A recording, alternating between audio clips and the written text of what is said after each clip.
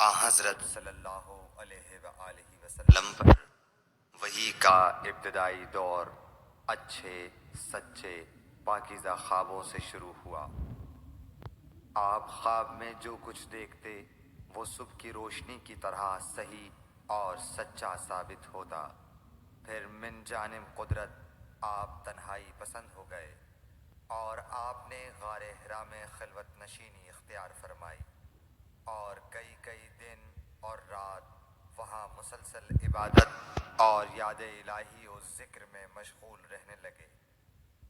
جب تک گھر آنے کو دل نہ چاہتا توشہ ہمراہ لیے ہوئے وہاں رہتے۔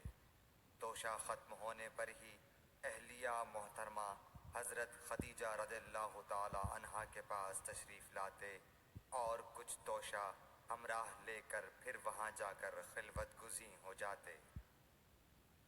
یہی طریقہ جاری رہا یہاں تک کہ آپ پر حق منکشف ہو گیا اور آپ غار حرا ہی میں قیام پذیر تھے کہ اچانک حضرت جبرائیل علیہ السلام آپ کے پاس حاضر ہوئے اور کہنے لگے کہ اے محمد پڑھو۔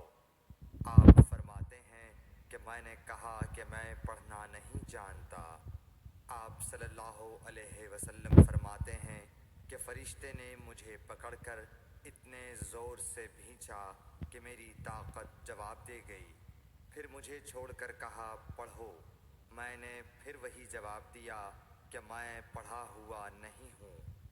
اس فرشتے نے مجھ کو نہایت ہی زور سے بھینچا کہ مجھ کو سخت تکلیف محسوس ہوئی۔ پھر اس نے کہا کہ پڑھ۔ میں نے کہا میں پڑھا ہوا نہیں ہوں۔ فرشتے نے تیسری بار مجھ کو پکڑا اور تیسری مرتبہ پھر مجھ کو بھینچا۔ پھر مجھے چھوڑ دیا اور کہنے لگا کہ پڑھو اپنے رب کے نام کی مدد سے جس نے پیدا کیا اور انسان کو خون کی پھٹکی سے بنایا۔ پڑھو اور آپ کا رب بہت ہی مہربانیاں کرنے والا ہے۔ بس یہی آیتیں آپ حضرت جبرائیل علیہ السلام سے سن کر اس حال میں غار حرا سے واپس ہوئے کہ آپ کا دل اس انوکھے واقعے سے کانپ رہا تھا۔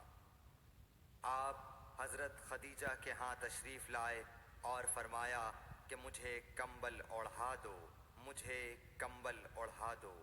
لوگوں نے آپ کو کمبل اوڑھا دیا۔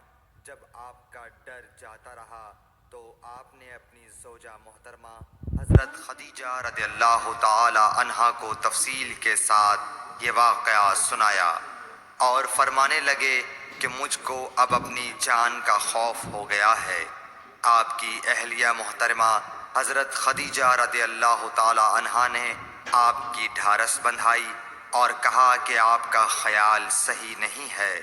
اللہ کی قسم آپ کو اللہ کبھی رسوا نہیں کرے گا۔ آپ تو اخلاق فاضلہ کے مالک ہیں۔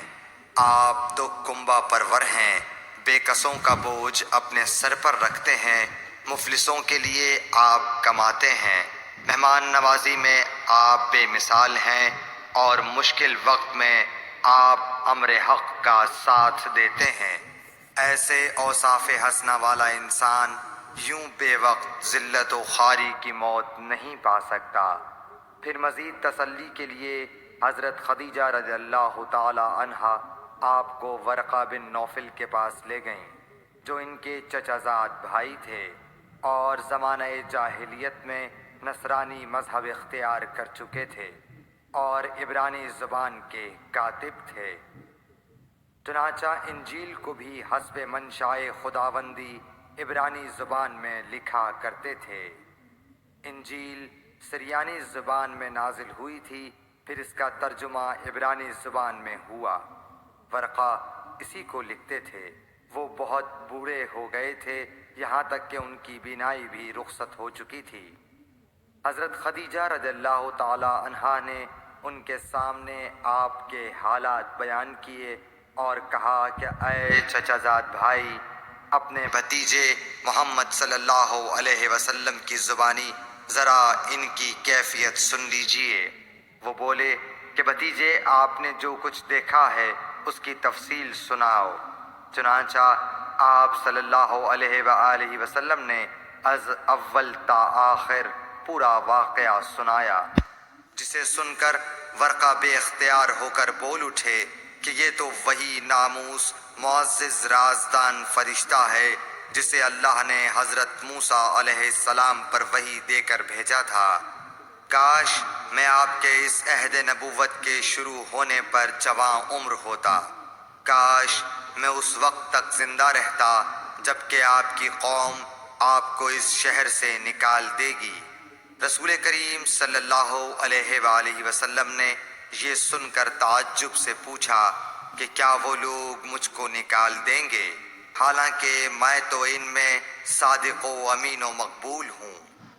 ورقہ بولا، ہاں یہ سب کچھ سچ ہے، مگر جو شخص بھی آپ کی طرح امر حق لے کر آیا لوگ اس کے دشمن ہی ہو گئے ہیں۔ اگر مجھے آپ کی نبوت کا وہ زمانہ مل جائے تو میں آپ کی پوری مدد کروں گا، مگر ورقہ کچھ دنوں کے بعد انتقال کر گئے۔ پھر کچھ عرصے تک وحی کی آمد موقوف رہی۔ صحیح بخاری حدیث نمبر 3۔